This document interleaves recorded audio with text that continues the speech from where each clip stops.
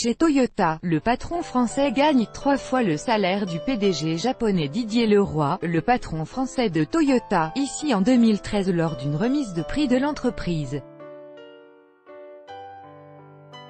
Philippe Huguen, AFP. Dans un Japon où les dirigeants d'entreprise sont beaucoup moins payés qu'ailleurs, Toyota Motor a versé, pour la première fois de son histoire, plus d'1 milliard de yens de salaire, environ 8 millions d'euros, à son numéro 2, le français Didier Leroy.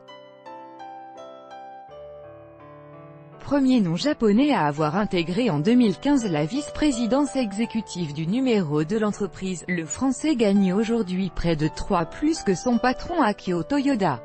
Celui-ci est également membre de la famille fondatrice de Toyota.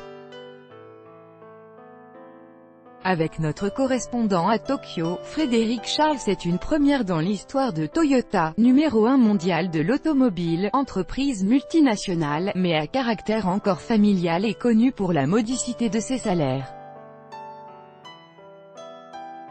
Son vice-président Didier Leroy a vu sa rémunération augmenter de 50% l'an dernier, pour atteindre un montant de plus de 8 millions d'euros, bonus inclus.